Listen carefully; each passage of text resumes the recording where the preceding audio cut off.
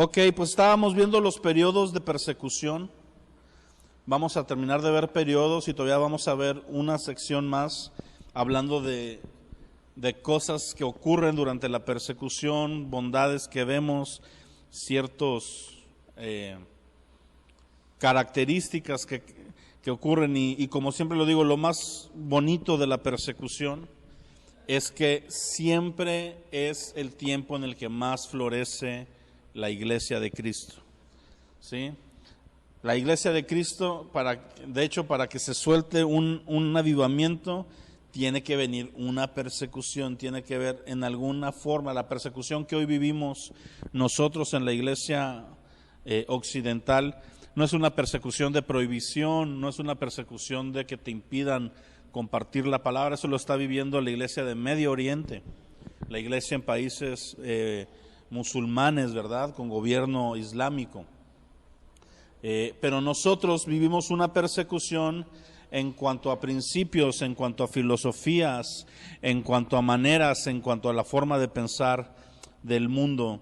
Y en el año 202, del 202 al 211, vamos a ver el periodo de Septimio Severo, no séptimo, Septimio Severo.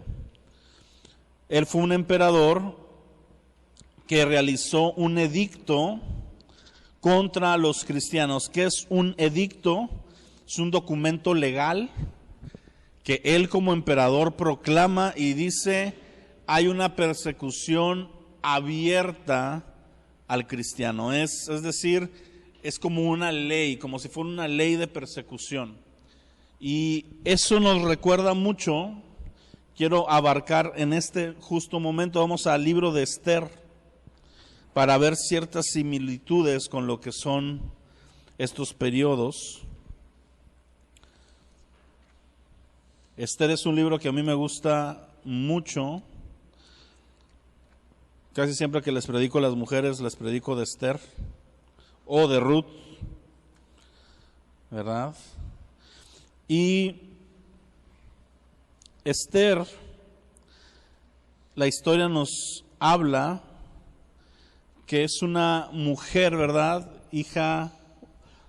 Sobrina, algunos veces la marca como sobrina, algunas como prima de Mardoqueo, un judío que estaba en el reino de Susa con el rey Asuero.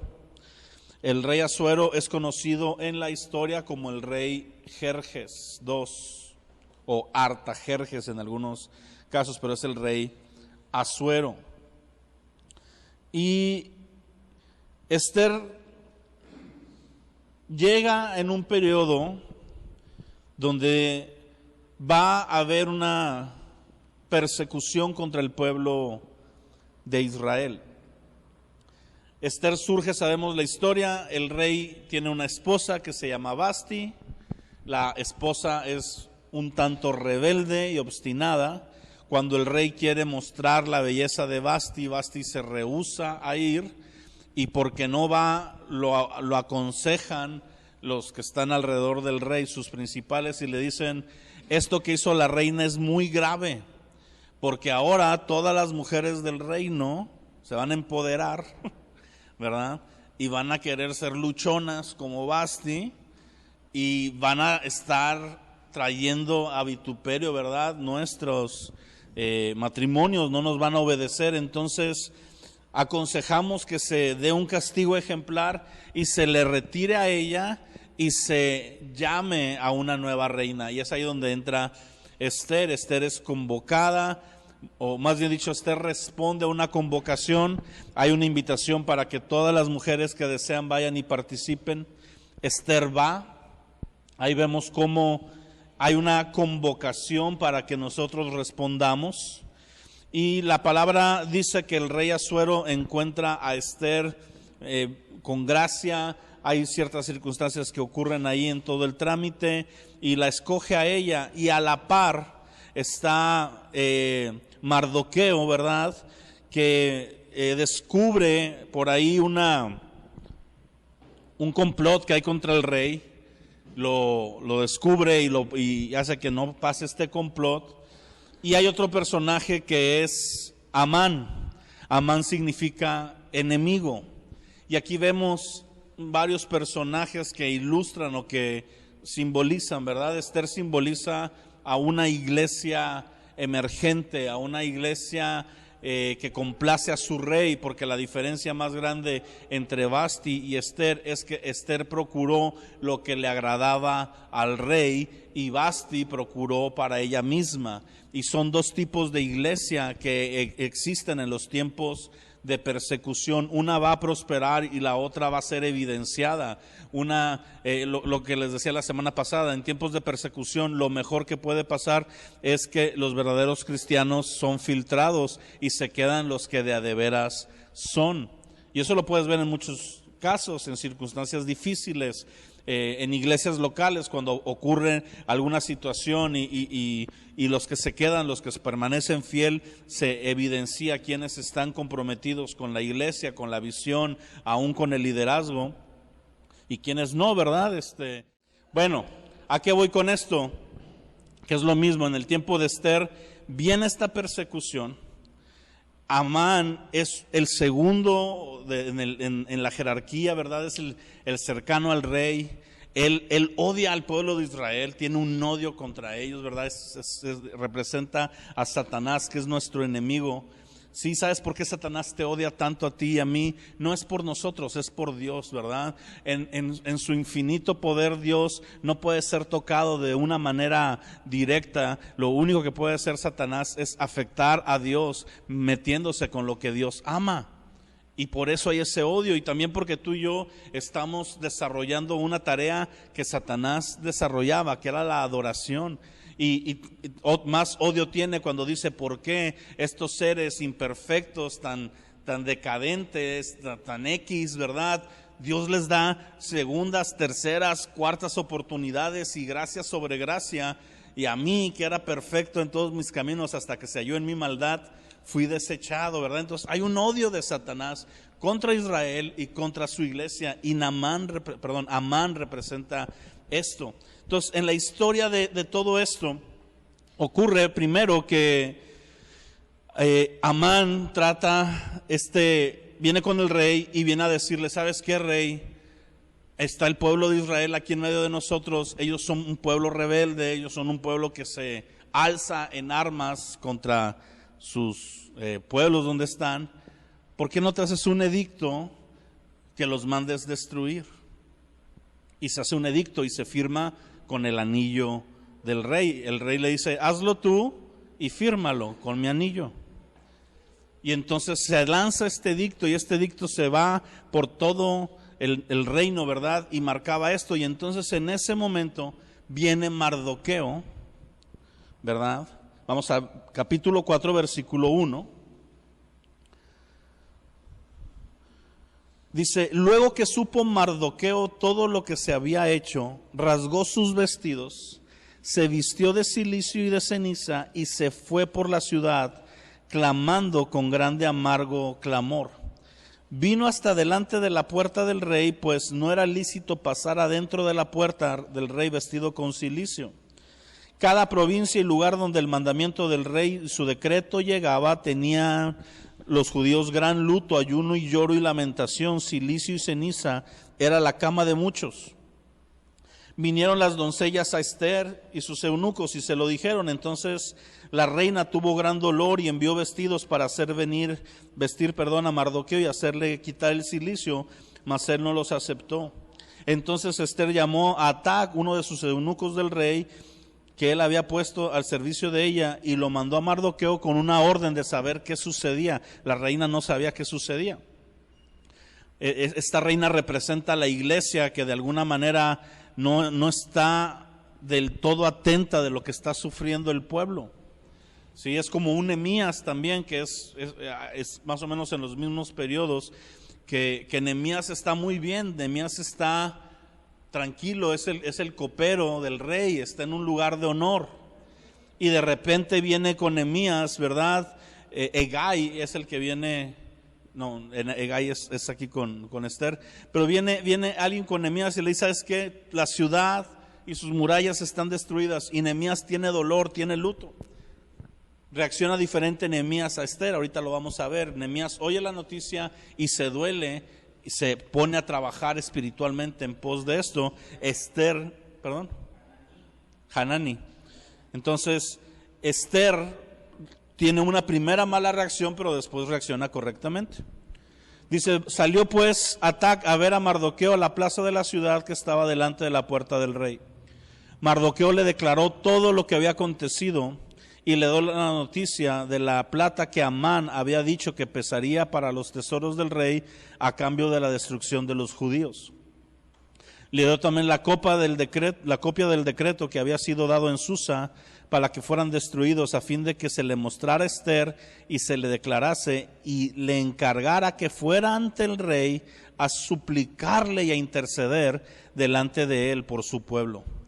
Vino Atac y contó a Esther las palabras de Mardoqueo. Entonces Esther dijo a Atac que le dijera a Mardoqueo: todos los siervos del rey y el pueblo de las provincias del rey saben que cualquier hombre o mujer que entra al patio interior para ver al rey sin ser llamado, una sola ley al respecto hay: él ha de morir, salvo aquel a quien el rey extendiera el cetro de oro, el cual vivirá.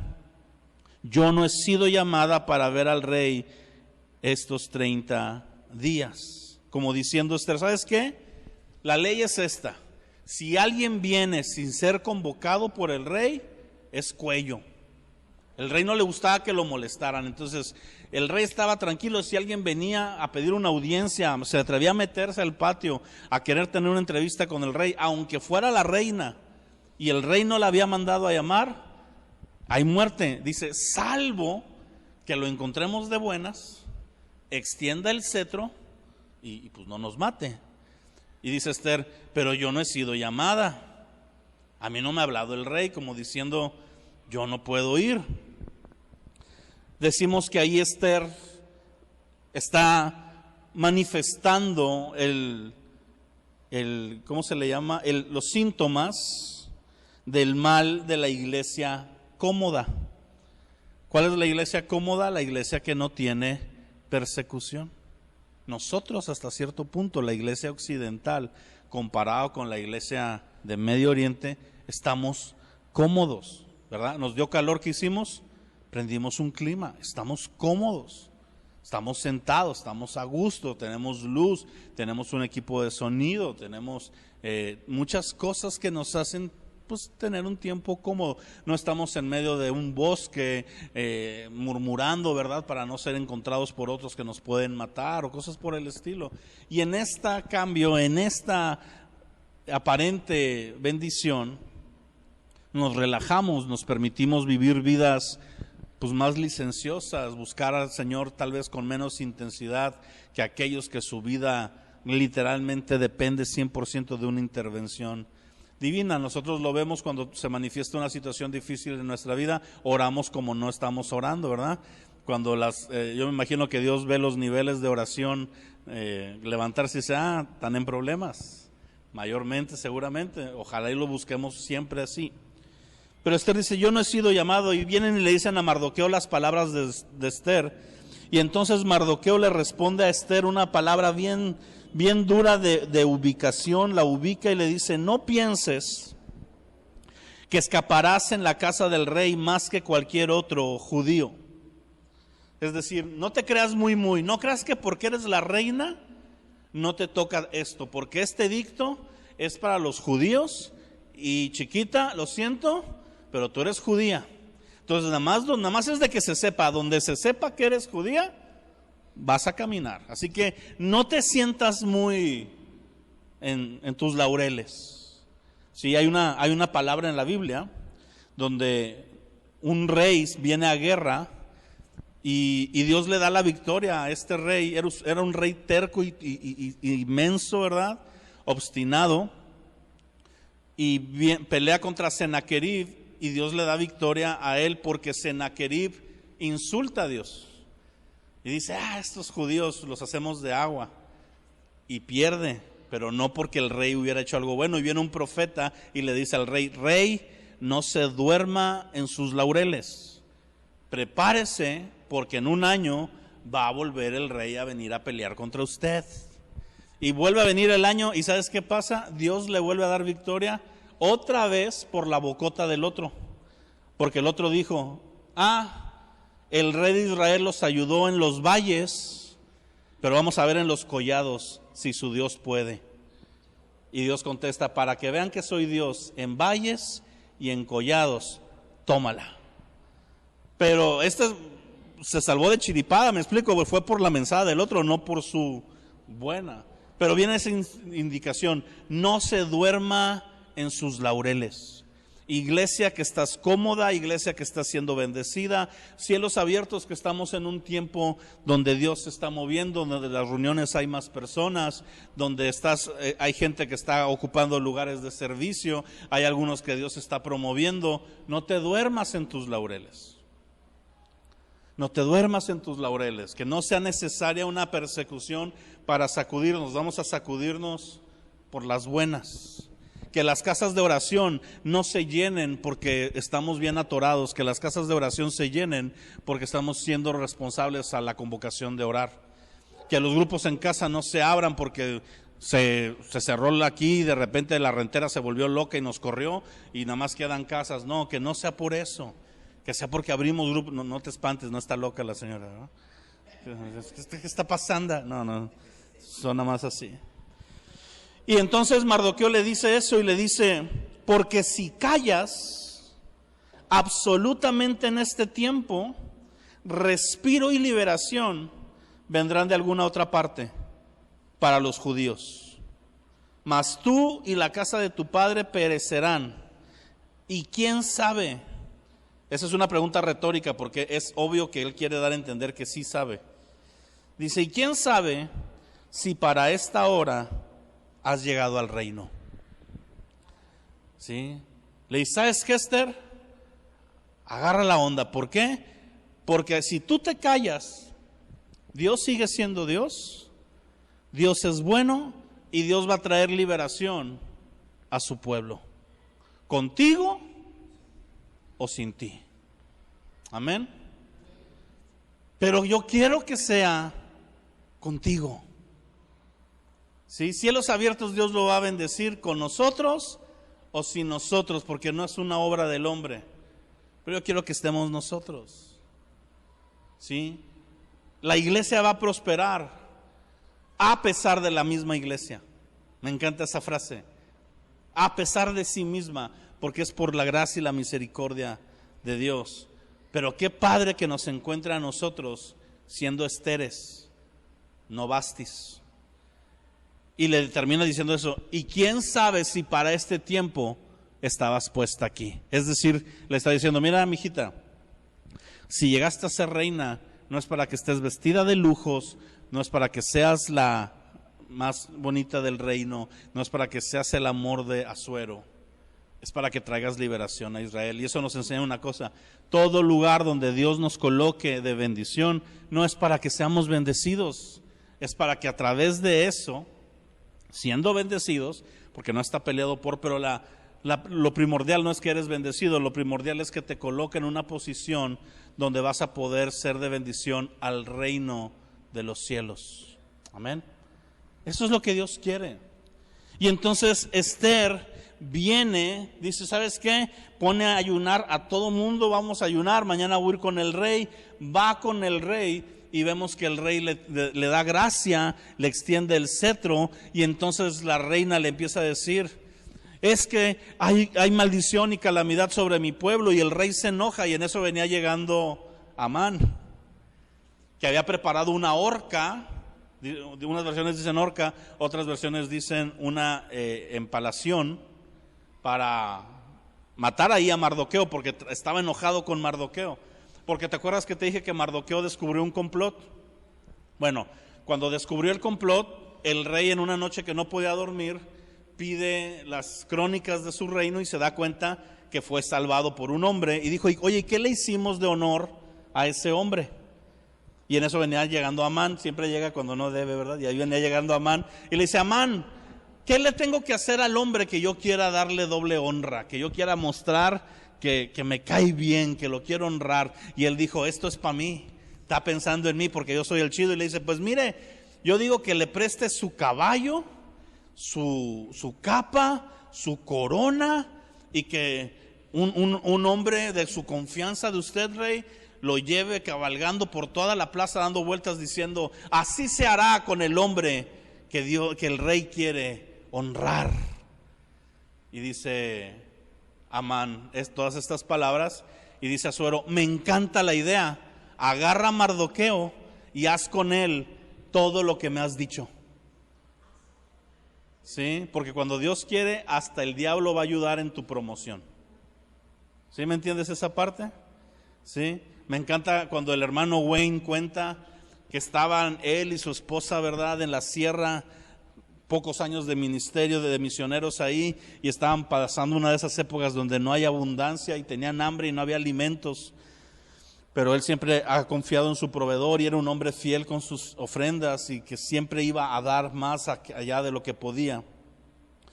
Y dice que él y su mujer están orando en la casa, ¿verdad? Señor, danos alimento, tú prometes que nos vas a bendecir. Y al mismo tiempo que él está orando, el brujo del pueblo, ¿verdad?, está degollando una gallina negra y haciendo ahí unas sartas de invocaciones y cuantas cosas para ir contra los cristianos misioneros y embrujarlos, ¿verdad?, y asustarlos. Y entonces todo está pasando al mismo tiempo, y mientras está el pastor Wayne orando, el otro viene y avienta el pollo, y cuando el pastor dice amén, la gallina pega en la puerta, ¡pah!, y cae. Y se esconde, ¿verdad?, el brujo. Dijo: vamos a ver, se van a hacer pipí en los pantalones del miedo, ¿verdad? Y sale el hermano Wayne, abre la puerta, ve la gallina, la carga y dice: Dios, gracias, la despluma, ora por ella, y se la comen, ¿verdad? Y ese día Dios proveyó. Así pasa. A veces tú y yo estamos bien preocupados por lo que el diablo puede hacer. No te preocupes por el diablo, preocúpate por estar con Dios. Y todas las cosas van a operar de tal manera que Él y su reino van a ser exaltados. Entonces, Amán venía bien enchilado, ¿verdad? Como que diciendo: ahora sí vengo. Y llega justo cuando la reina le está diciendo que está pasando esto. Y le dice: ¿sabes qué? Le dice la reina: nos quieren matar, quieren acabar con mi pueblo. Y si acaban con mi pueblo, pues van a acabar conmigo, que soy la que más te gusta, ¿verdad? Y Asuero dice: ¿y quién empezó con esto? Y en eso entra Amán. Le dice: él mero. Y se enoja Asuero y dice: esto no es posible. Se sale. En eso Amán se da cuenta que ya la regó, se le tira a los pies a la reina Esther para suplicarle. Esther se la quiere quitar. En eso como que le jalonea el vestido y entra Asuero y dice: ¿y todavía quieres abusar de mi esposa en mis aposentos? O sea, todo le salió mal al pobre Amán. ¿Cuál pobre? Por mendigo y desgraciado. Porque esa es la realidad. ¿Y sabes qué? Terminan ahorcando o empalando a Amán en la misma que él había preparado. Pero ahí no se acaba todo, mis amados. Ahí se ganó la intercesión, pero a partir de ahí viene la indicación. ¿Sabes qué? Esto es tan increíble que el rey dice: no basta con que me arrepienta, no me puedo arrepentir nada más así. Si yo hice un edicto y se firmó con mi anillo, ese edicto se tiene que cumplir. Lo que tengo que hacer es un nuevo edicto que le permita a los judíos defenderse. Y entonces se manda que todos los carteros, todos los mensajeros del palacio salgan de así dice la palabra, de los repastos reales con caballos, con cartas de liberación para llegar a las diversas zonas donde están los judíos y darles una carta que dice que el rey permite que se defiendan. Y ese día hay gran liberación y hay una fiesta, creo que es el Yom Kippur, el Purim. Es la fiesta del Purim que se celebra en eso, que representa esa salvación que trajo Dios. ¿A qué voy con esto?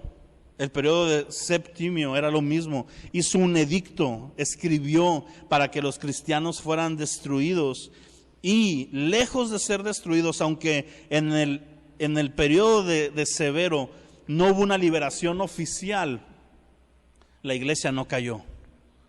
La iglesia prosperó, la iglesia avanzó con hombres y mujeres mártires, hombres y mujeres que tomaron la decisión de llevar las cartas de liberación, que las cartas de liberación que llevaban ellos no era otra cosa que el evangelio.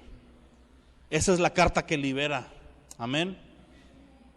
Y surge Orígenes. Orígenes está entre el año 185 y 254.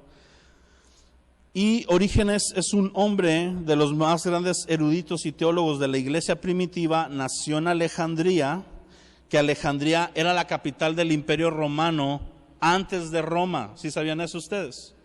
¿Sí? Estaba Alejandría. Alejandría es ni más ni menos que una ciudad que se hizo capital bajo el imperio de Alejandro Magno, por eso se llama Alejandría. Es Estambul. No, Estambul es Alejandría. Es Éfeso, ¿no? Ajá. Y fue torturado, encarcelado, pero él escribe, es un gran teólogo y apologético de su tiempo. Y aunque no hay una línea de mártires reconocida, todos los cristianos de ese tiempo brillaron por su fidelidad y valentía al recordar el alto costo de los primeros discípulos. Fíjate cómo se vuelve una cadena. Este periodo ya es el 200 y cacho, o sea, ya pasó toda la iglesia apostólica, ya pasaron varios periodos de persecución y ya estamos hablando en otro periodo, y muchos de ellos se sostenían por el testimonio de los mártires de antaño también. Es bien importante eso. ¿Por qué? Por eso es importante que nosotros conozcamos esta historia, por eso es importante que conozcamos acerca de la Biblia, de los héroes de la fe que están en la palabra, porque no los exaltamos a ellos, sin embargo, lo que Dios ha hecho en la vida de ellos nos permite a nosotros cobrar ánimo, cobrar fuerza y decir, si lo hiciste con ellos, lo puedes hacer con nosotros, lo puedes hacer conmigo. No en un corazón soberbio, sino en un corazón humilde de decir lo que decía el escritor de Hebreos cuando está animando a la iglesia a que se despoje del peso del pecado que los asedia y corran con paciencia la carrera. Y les dice, teniendo alrededor de ustedes la gran nube de testigos, y que habla todo lo que fue Hebreos 11. Y yo te digo hoy, tenemos que recordar que en periodos de la historia de Israel y en periodos de la historia de la iglesia se han dado persecuciones tan encarnizadas. Va a llegar el momento en este estudio donde vamos a hablar de la historia de la iglesia en México. Aquí en nuestra nación hay hombres y mujeres que fueron macheteados, que fueron asesinados, ¿verdad? Por venir y traer el evangelio en contra de una cultura mayormente idólatra. Todavía hoy en momentos, yo tengo un amigo que está en Amistad de Tuxtla, ¿verdad? Y vive allá por Palenque y Tuxtla y toda esta zona, y por allá está San Cristóbal de las Casas y todo este lugar, no me acuerdo cómo se llama, Chamula, San Juan Chamula, que es este pueblo, ¿verdad? Idólatra al punto donde ahí ahorita en el 2024 hay persecución y hay martirio para los cristianos. Así que tenemos que tomar el ejemplo de hombres y mujeres que se enfrentaron abiertamente a la persecución, o tal vez se enfrentaron como por debajo del agua. Tal vez su persecución no fue una pistola, pero sí fue negarse a sí mismo. A mí me impresiona, por ejemplo, el testimonio de mi pastor, ¿verdad? Tengo que sacarlo a colación, pues porque por algo es mi pastor, ¿verdad? Y yo digo, ¿cómo yo quiero pensar que sí, pero podría yo en la cúspide de mi éxito profesional, familiar, financiero y ministerial, porque todo eso alcanzó en su momento el pastor Rodolfo. Tenía un negocio próspero que se movía solo. El negocio el pastor lo usaba para sentarse a dar consejería.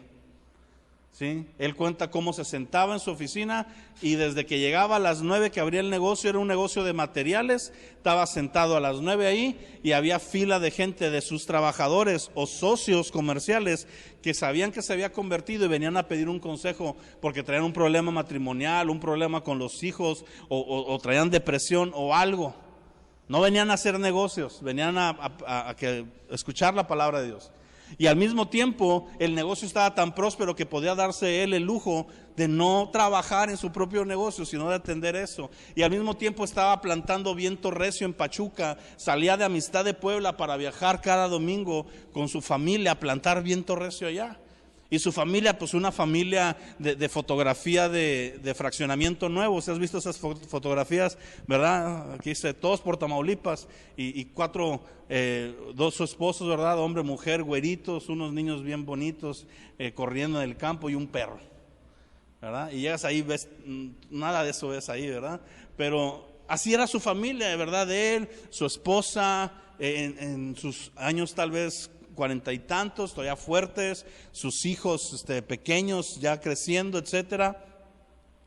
Y de repente que Dios les diga, ¿sabes qué? Deja todo y vete a Japón, donde nadie te conoce, donde vas a llegar a la nada, donde tus hijos no tienen amigos, donde no van a hablar el mismo idioma, donde tu esposa no va a poder estar con las de la célula tomándose el café y siendo animada en la fe, sino que va a estar allá sola, aguantando fríos, porque el frío en Japón es muy diferente que aquí, y en otra cultura, y tal vez nadie te va a seguir. Y no es una persecución en la carne, no le están poniendo una pistola, pero es negarte a ti mismo. Porque uno podría decir, oye, pues aquí estoy bendecido, ¿para qué me voy? Y podría tener todas las excusas, mira, voy a traumar a mis hijos, los voy a hacer pasar por un choque cultural y los voy a separar de su familia. ¿Y qué tal si al rato que mi hijo crezca ya no va a saber si es mexicano, si es japonés o si es taiwanés? Eso pudo haber pensado.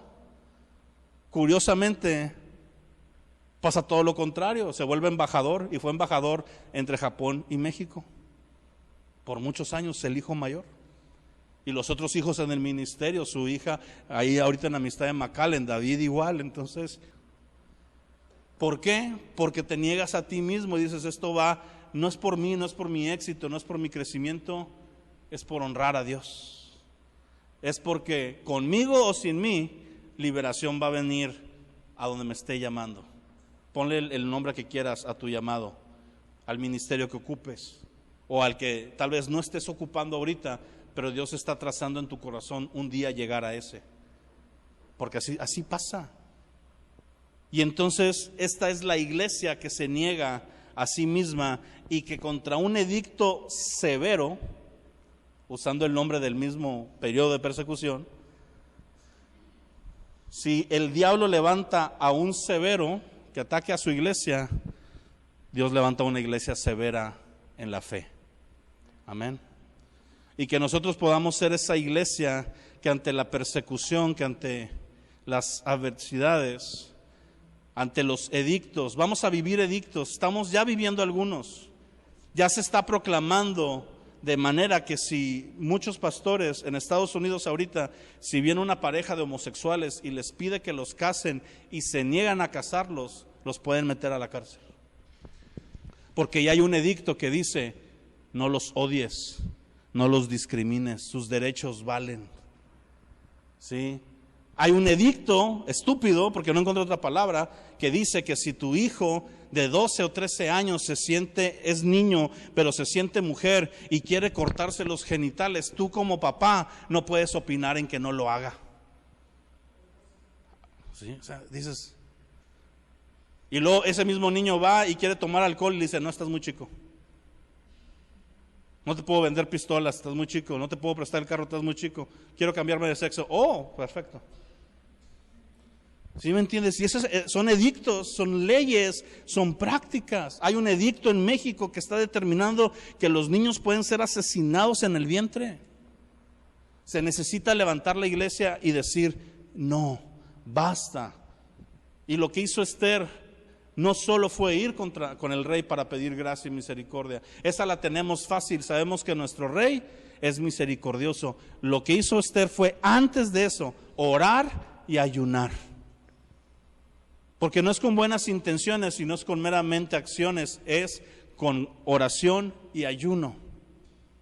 Es respondiendo en el lugar secreto para que Dios, que ve en lo secreto, se manifieste en lo público a favor de su pueblo, a favor de su iglesia. Pero yo me pregunto ahorita, ¿qué iglesia eres tú? ¿Cómo eres? ¿Eres la Esther del principio? La que dice, ay, pues yo estoy con ganas. Ay, pues que sigan abortando. Total, yo no aborto. La que dice, ay, pues que sigan drogándose. Al fin y al cabo, yo no me drogo. O la que se duele y dice, no es posible que esto esté pasando. Y se duele y siente el dolor de las mujeres que están siendo engañadas, que se les está diciendo que esa es la mejor opción, de los niños que están siendo asesinados en el vientre y están clamando. Tal vez tú no oyes su clamor porque no tiene un sonido, pero hay un sonido espiritual que está llegando a los ojos de Dios y va a traer juicio. ¿Y sabes qué es lo único que va a retardar tantito ese juicio? El clamor de la iglesia. Porque nadie se mete con los desamparados y Dios lo deja pasar, pero puede retardar el juicio, puede darnos tiempo de gracia. Y es lo que estamos pidiendo, amén. Porque luego está la otra mentalidad bien fatalista. No, pues todo se va a poner peor, pues ¿para qué oro? Si como quiera va a empeorar.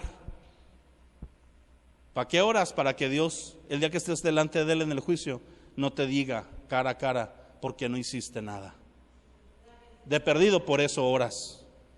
Yo por eso oro y por eso clamo y por eso tomo las decisiones que tomo, porque no quiero ese día que me digan que no hice nada.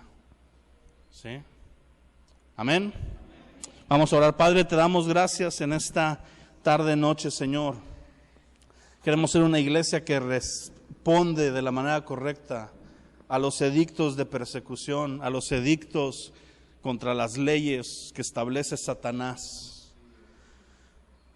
Que de la misma manera, Señor, oramos que así como Amán fue descubierto, exhibido y destruido, sabemos que tú destruirás a la serpiente antigua y Satanás, y será exhibido públicamente, como pensó él exhibirte a ti, pero fuiste tú el que exhibió a los principados y potestades, públicamente triunfando sobre ellos en la cruz del Calvario, Señor. Y arrancaste el acta de los decretos que nos era contraria y la clavaste en la cruz y dijiste, son justos, son santos, mi vida es por ellos. Y hoy queremos tomar eso, Señor, para avanzar en la fe, en la gracia y en la misericordia.